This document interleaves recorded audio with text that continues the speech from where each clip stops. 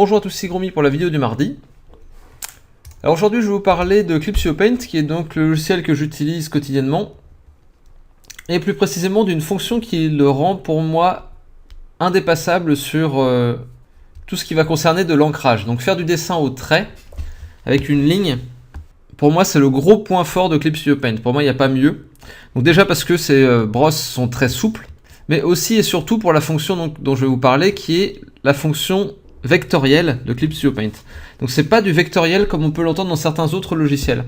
Je vais vous montrer un petit peu comment ça fonctionne et c'est un petit peu différent de ce qu'on peut voir sur Flash par exemple ou sur Illustrator. Même si je connais assez peu Illustrator, peut-être qu'on peut faire la même chose avec, je ne suis pas sûr. Donc déjà comment on crée une image vectorielle dans Clipsio Paint? En fait on peut créer une image qui sera une combinaison de vectoriel et de pixels. On va voir ça tout de suite. Donc ici dans le coin en bas à droite vous avez la fonction New Raster Layer, donc c'est pour les calques pixelisés, et à côté on a Vector Layer qui est les calques vectorisés. Donc vous voyez que ici il y a une petite icône sur ce calque-ci, ça veut dire que c'est un calque de vecteurs. Et ici il n'y a pas d'icône, donc c'est un calque de pixels. On va voir la différence. Donc là j'ai un tout petit document, c'est un fichier qui fait juste 100 pixels par 71, donc c'est vraiment tout petit, et on va voir déjà la différence. Donc la différence ne va pas sauter aux yeux tout de suite, mais je vais vous montrer. Donc ça veut dire que quand on trace une ligne, vous voyez qu'il y a assez peu de pixels avec lesquels travailler. Là on les voit tous.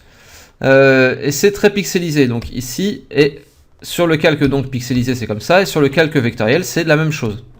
Par contre, si on agrandit l'image, pour avoir une image bien plus grande, d'une bien plus grande résolution, par exemple là je vais mettre 3000 de côté. Du côté du calque pixelisé, eh ben, ça reste pixelisé. Et du côté du calque vectoriel, vous voyez que la ligne devient lisse. Et il faut vraiment s'approcher pour voir les pixels. Comment ça se fait? Eh bien, on va passer tout de suite à cet outil-là, donc qui est l'outil de contrôle des points de ligne. Donc c'est ici tout en bas, et Control Point. Et ici, vous voyez que c'est une ligne le long de laquelle est créé les différents points que compose la ligne en fait. Puisque quand on crée une ligne dans un logiciel, comme Clipsio Paint ou d'autres logiciels d'ailleurs, hein, je vais vous montrer ça tout de suite, c'est juste un assemblage de points. Vous voyez que si vous élargissez l'espace entre les points, on va voir l'espace entre les points. Alors que si vous rétrécissez petit à petit, là vous voyez qu'ils sont très rapprochés, donc on les voit encore un peu. Mais si on réduit encore, on ne voit plus l'espace entre les lignes, on voit vraiment une sorte de flot continu de points qui crée une ligne. C'est comme ça que ça fonctionne dans quasiment tous les logiciels, dans Clipsio Paint et Photoshop en particulier. Et bien ici, en fait, avec le calque vectoriel, la ligne est conservée en mémoire et le logiciel recrée tout l'assemblage de points au fur et à mesure. Et donc ça, c'est très intéressant parce que on va pouvoir gérer cette ligne de plusieurs façons. Donc on va pouvoir déplacer des points. Et vous voyez qu'à chaque fois, ça recrée au milieu la ligne comme il faut, en fait. On peut même partir d'un endroit où il n'y a pas de points et tirer, et ça rajoute un point automatiquement. Et donc vous voyez déjà que ça a une grande puissance comme ça, cette fonction-là, puisque ça fait que vous allez pouvoir travailler des images à la résolution que vous voulez, et vous allez pouvoir les agrandir après autant que vous voulez, sans perte de qualité. Donc si vous voulez travailler en impression, ça c'est super important, puisque ça va vous permettre de travailler sur des fichiers qui sont par exemple de taille A4, et après de les agrandir pour en faire des posters sans perte de qualité, ce qui est quand même super important. Donc ensuite, il y a toutes les autres fonctions qui sont ici, qui sont assez intéressantes, et je vais vous montrer un peu à quoi ça sert. Pinch, ça sert à faire un petit peu comme j'ai déplacé les points tout à l'heure, là, sauf que ça permet d'en déplacer plusieurs d'un coup. Et donc avec les points que vous avez ici, soit vous décidez de maintenir, de fixer les extrémités, soit de pouvoir en déplacer un, soit de pouvoir en déplacer deux. Et donc vous voyez qu'après, je peux tirer plusieurs points d'un coup. Donc je vais peut-être agrandir la zone d'effet, et vous voyez que là, je peux tirer plusieurs points d'un coup. Alors que sinon j'étais obligé de tirer les points un à un. Et comme vous pouvez le voir ici, il y a quand même beaucoup de points en fait. Si je veux déplacer tout ça là, il faudrait quand même que j'y aille vraiment point par point et ce serait un peu compliqué. Donc pinch, ça permet d'en prendre plusieurs d'un coup. En jouant à la fois avec la zone d'effet et la puissance du pinch. Donc simplifier, eh ben, c'est pour vous montrer ici par exemple il y a beaucoup de points. Vous voyez là il y en a plein. Et ben si je passe avec simplifier, hop, comme ça, et bien vous voyez qu'ici il y a beaucoup moins de points. Et du coup la ligne va être plus fluide. Je vais vous montrer ça, je vais vous recréer un nouveau calque pour ça. Hop, par exemple, là, si je fais une ligne qui est toute tremblotante comme ça, et que je la simplifie après, eh bien, la ligne devient plus fluide. Pareil, si je fais une ligne qui fait une courbe, mais qui n'est pas totalement droite, comme ça, et que je fais l'outil de simplification, je vais avoir une courbe qui va être progressivement de plus en plus fluide. Avec là, à terme, là, j'ai plus que quelques points, et ça devient très fluide. Donc cet outil-là, ça permet d'avoir une ligne plus fluide ou d'alléger votre fichier en limitant le nombre de points. Parce que plus il va y avoir de points sur une ligne, plus votre fichier va être lourd. Bon, ça reste relativement léger quand même, hein, mais voilà, il faut faire attention. Et ensuite, il y a aussi Delete Shorter Line. Donc là, ça va supprimer toutes les lignes qui sont plus petites que 4,5 pixels. Ça veut dire que si vous avez plein de petits points comme ça, hop, avec des lignes de différentes tailles, eh bien vous allez pouvoir faire ça, et ça va virer tout ce qui fait moins de 4,5. Si vous augmentez la taille, ça va virer toutes celles qui font moins de 16, etc., etc. Et en plus, ça va les simplifier. Voilà. Donc Connect, ça sert, comme son nom l'indique, à connecter des lignes qui se touchent presque, mais pas totalement. Donc là, par exemple, je fais une ligne ici, et une ligne là qui se touche pas. Vous voyez que là, si je regarde ici et ici, ça se touche pas. Eh bien, en faisant Connect Vector Line, ça va les connecter. Donc là, en l'occurrence, vu que c'est pas aux extrémités, ça va simplifier dans un sens ou dans un autre. Si vous voulez, ça fonctionne beaucoup mieux quand on fait, par exemple, comme ça, et que c'est aux extrémités comme ça. Là, ça permet de combler les petits trous, en fait, entre les lignes. Vous voyez, là, maintenant, les deux lignes sont connectées, c'est plus qu'une seule ligne. Si je regarde les points, c'est qu'une seule ligne. Voilà, ça c'est pour connecter. Ensuite, il y a une fonction qui est très intéressante, c'est Correct Line Width. Ça permet soit d'augmenter la taille, l'épaisseur d'une ligne. Par exemple, là, je l'augmente de 5 pixels par 5 pixels. Voilà. Ou alors, ici, je peux réduire de 5 pixels par 5 pixels, ou de la valeur que je veux. Hein. Ici, ça permet d'augmenter et de réduire, mais en pourcentage. Donc là, ça fait augmenter de 10%. Donc tout ce qui est au-dessus du 1, c'est du pourcentage, en gros. À 1, tout court, c'est 100%, donc ça bouge pas. 110, ça va augmenter de 10%, etc. etc. Là, c'est l'inverse. 0,90, ça fait que ça va la réduire à 90% de la taille actuelle, donc ça va la réduire. Et Fix Width, on va choisir une épaisseur de ligne, et partout où on va passer, la ligne va devenir de cette épaisseur-là. Donc là, je mets 10, donc ça devient une ligne uniforme à 10 pixels, partout où je vais passer. Donc si c'est plus petit, ça devient 10, et si c'est plus gros, ça devient 10 aussi, donc ça uniformise l'épaisseur de ligne. Ça peut être assez utile quand même quand on fait de l'ancrage et qu'on veut avoir une ligne qui soit de la même taille partout. Et donc après, Process Wall Line, ça veut dire que ça va faire effet sur toute la ligne, même si on ne passe que sur un tout petit bout. C'est-à-dire que là, je passe juste ici, hop, toute la ligne devient d'épaisseur 10. Mais ça marche aussi avec toutes les autres fonctions. Là, par exemple, ça va augmenter de 10% toute la ligne sur toute l'épaisseur. Donc vous voyez que ça augmente à la fois ce qui est déjà gros et ce qui est petit. Pareil pour ça, ou pour ça. Enfin voilà. Vous voyez l'idée. Read Row, ça permet de faire un petit peu comme le pinch ou le changement de point, mais sauf que là, ça permet d'être un peu plus précis. Vous voyez là, ça me permet vraiment de la retravailler un petit peu comme je veux, cette ligne. Tout le long de la ligne, ça va permettre de bien retravailler et lui donner la forme qu'on veut à la ligne. Et donc pareil, on peut choisir de fixer l'extrémité ou pas. Si on veut redessiner aussi l'extrémité, voilà, c'est important de faire comme ça. Voilà. Et ça, c'est pour changer l'épaisseur de ligne suivant ce qu'on veut en fait. Là, en l'occurrence, je peux le faire avec la pression du stylet. C'est-à-dire que hop, là, je peux avoir une ligne très fine, puis après épaisse, et redevenir très fine, etc. Et je le fais vraiment à la volée. Et je peux avoir une ligne plus épaisse aussi si je veux. Vraiment à la volée, pareil. Donc voilà, toutes ces fonctions-là, c'est assez intéressant. Mais il y a d'autres fonctions aussi qui sont assez intéressantes, c'est les fonctions de gomme. Je vais vous montrer ça tout de suite. Alors, la gomme, par exemple, on va faire un petit visage, hop, vite fait. Donc là, je fais quelque chose de relativement moche, mais vous allez voir tout de suite pourquoi. C'est juste pour vous montrer certaines fonctions de manière plus précise. Voilà.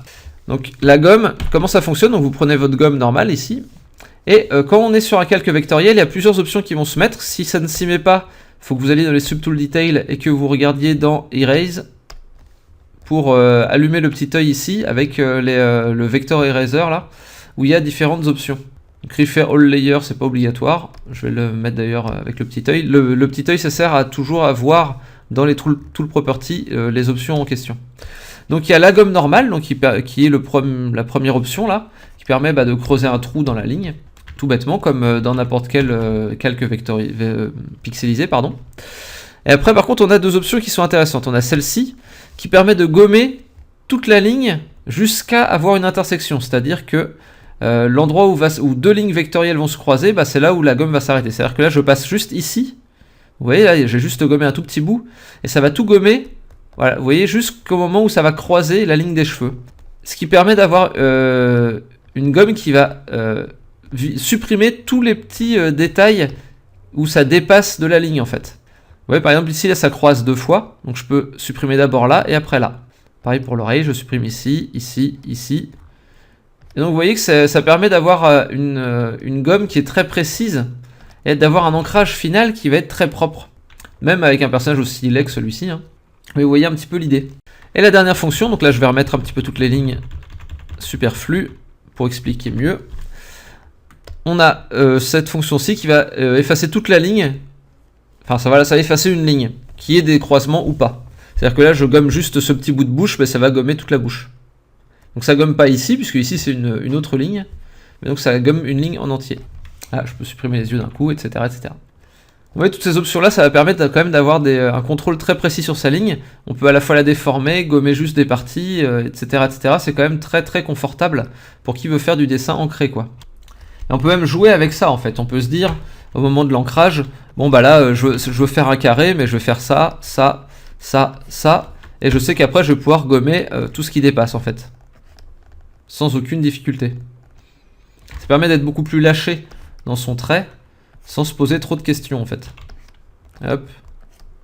Et d'avoir quand même un ancrage extrêmement précis. Donc voilà déjà quelques fonctions intéressantes. Il y en a encore d'autres, je vais vous montrer ça tout de suite. Comme les fonctions de remplissage. Donc on ne peut pas utiliser le pot de peinture directement dans le calque vectoriel. Ça ne fonctionne pas avec. Le calque vectoriel, ça sert vraiment que pour les lignes. Par contre, on peut faire un calque pixelisé en dessous et bien cocher multiple ici pour que la référence du remplissage, ça ne soit pas que le calque lui-même, mais que ça soit tous les calques. C'est-à-dire que là, le logiciel va regarder un petit peu ce qu'il y a dans les calques autres que celui-ci pour voir où sont les bordures et jusqu'où il doit remplir. Et donc un point qui est super important à cocher, c'est de bien cocher Stop Filling at Center Line of Vector. Parce que ça va faire que ça va s'arrêter, comme le nom l'indique, ça va s'arrêter de remplir au milieu de la ligne vectorielle et non sur les bordures. Je vais vous montrer un peu ce que ça donne de manière plus claire. D'abord avec une ligne faite en pixels. Donc là, je fais une ligne en pixels comme ça, là, un cercle. Et je fais la même chose sur le calque vectoriel. Donc là, j'ai un cercle ici et un cercle là.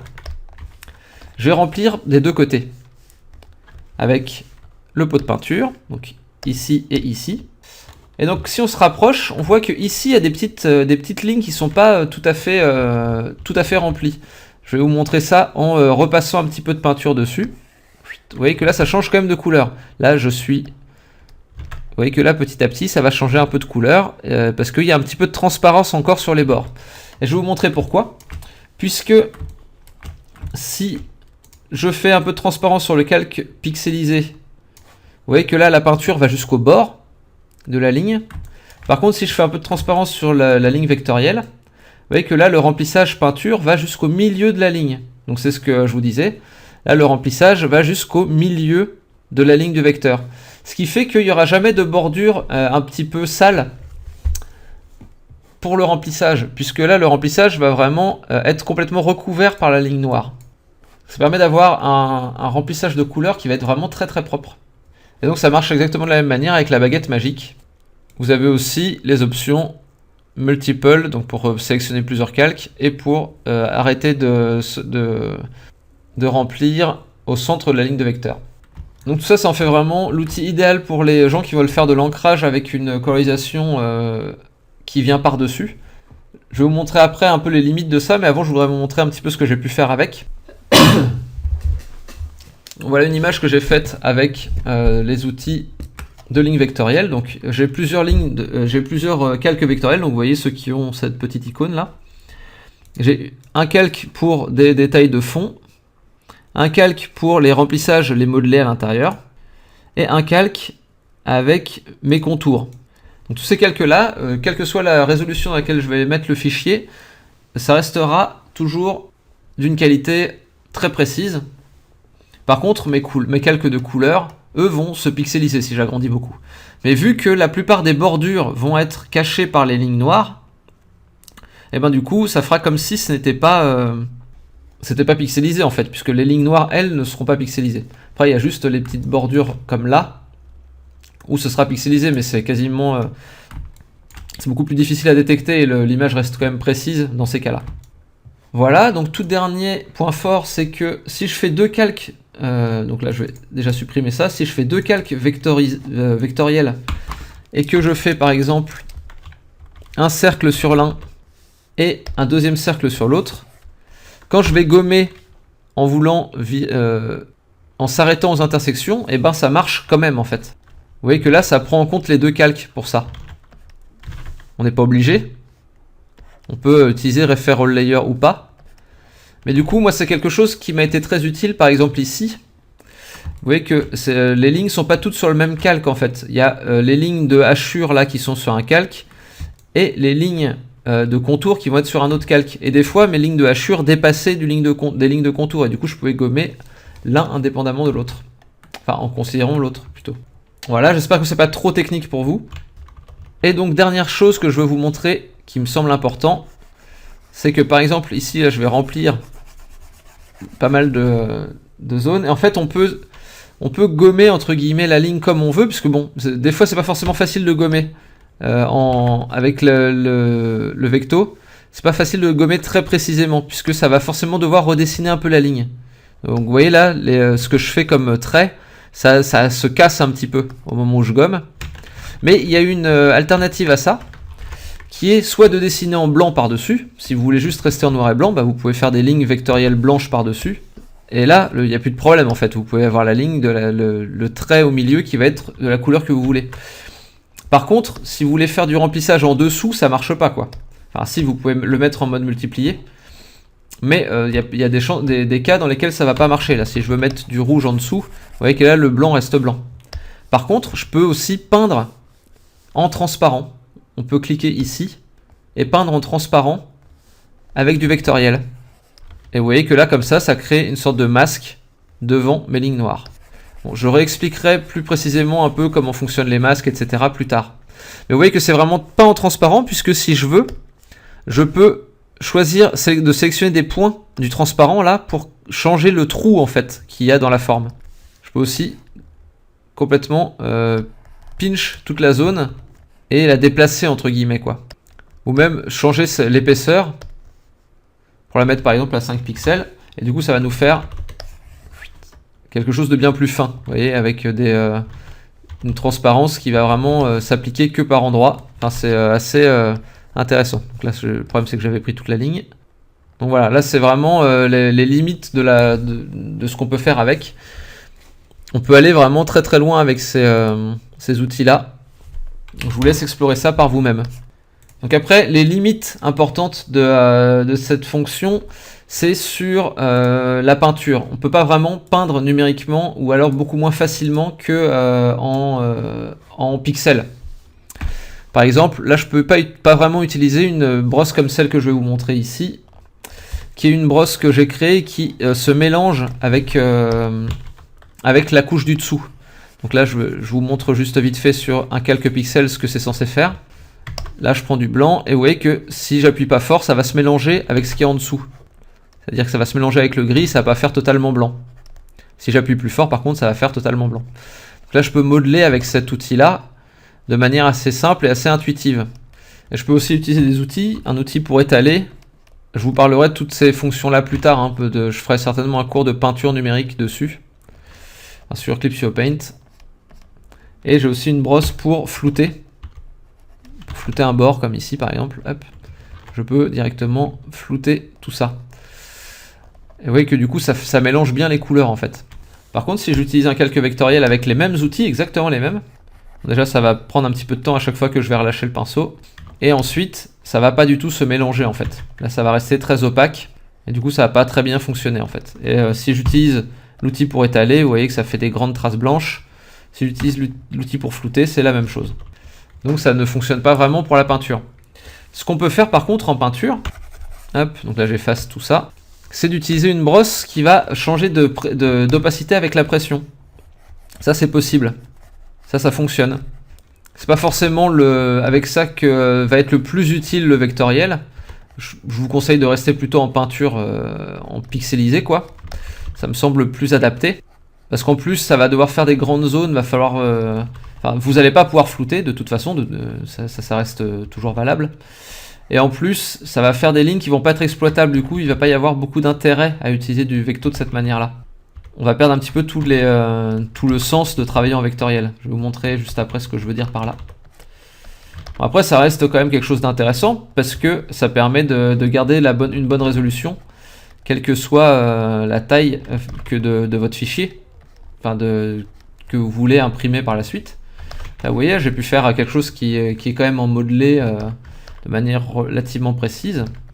Mais par contre, si je veux utiliser les fonctions ici comme contrôler les points, par exemple, vous voyez que là, il y a énormément de points en fait. Et je ne vais pas pouvoir contrôler les choses de manière optimale. Donc toutes les fonctions de vecteur vont pas vraiment servir. Par contre, après, ce qui est toujours valable, c'est qu'on peut réduire l'image. Hop, cette image-là, je peux la réduire très petite et après la ragrandir énormément. Hop, ça va rester net. Alors que si je fais la même chose de l'autre côté, que je réduis, donc ça c'est le calque pixelisé, hop, là je réduis beaucoup, et ensuite j'agrandis, et ben là ça devient tout pixelisé. Donc ça a quand même un intérêt, mais c'est, je pense, plus difficile à manier que juste si vous faites la ligne en vecteur. Par contre, ce qui est vrai, c'est qu'on peut utiliser n'importe quel type de brosse avec les vecteurs. C'est-à-dire que là je peux utiliser mes brosses qui font juste des petits points. Hop, vous voyez là ça fait des points. Et ben ça sera quand même considéré comme une ligne sur le calque vectoriel. Ça veut dire que je peux déplacer après mes petits points comme je veux. Je peux aussi simplifier, corriger la ligne, etc., etc. Après des fois il y a des temps de calcul qui peuvent être un petit peu longs, parce que c'est des calculs qui sont un peu plus complexes qu'avec une brosse normale. Mais une fois que j'ai simplifié la ligne, je peux l'utiliser aussi plus simplement quoi. Ah voilà, vous voyez, vous pouvez utiliser n'importe quel type de brosse, quoi. Vous pouvez utiliser des brosses floues, des brosses texturées, des brosses dures, peu importe en fait. Vous voyez là, c'est une brosse qui va être plutôt transparente à certains endroits, et ça fonctionne très bien en fait en vectoriel. Après, je peux la modifier quand même de la manière que je veux. La seule chose qui ne marche pas avec cette fonction-là, avec les calques vectorisés, ce qui ne fonctionne pas bien, c'est tout ce qui va être dans les subtool details, tout ce qui va être mix ground color. Donc c'est ce qui va se mélanger avec ce qu'il y a en dessous. D'ailleurs, on voit que si on clique sur un calque vectoriel, ça se grise, parce que ça ne fonctionne pas avec un calque vectoriel. Voilà, donc c'est tout ce que j'avais à dire sur ce sujet. Je vous referai des vidéos pour vous expliquer un peu plus le fonctionnement de Clip Studio Paint. Si vous avez des sujets d'ailleurs que vous voudriez aborder sur ce logiciel, soit des fonctions que vous trouvez intéressantes, soit des problèmes que vous avez sur Clip Studio Paint et dont vous voulez que je parle pour vous expliquer des choses, n'hésitez pas à me laisser un petit commentaire. Donc on va se retrouver mardi prochain pour la prochaine vidéo du mardi. Si cette vidéo vous a plu, n'hésitez pas à me soutenir via Gumroad. J'ai créé plusieurs formules, soit d'abonnement, soit de dons, via cette plateforme. Et vous y trouverez également tous les packs de vidéos que j'ai pu faire pour enseigner des techniques de dessin un petit peu plus poussées. Merci encore à tous, on se retrouve mardi prochain. Passez une bonne semaine et dessinez bien. Salut!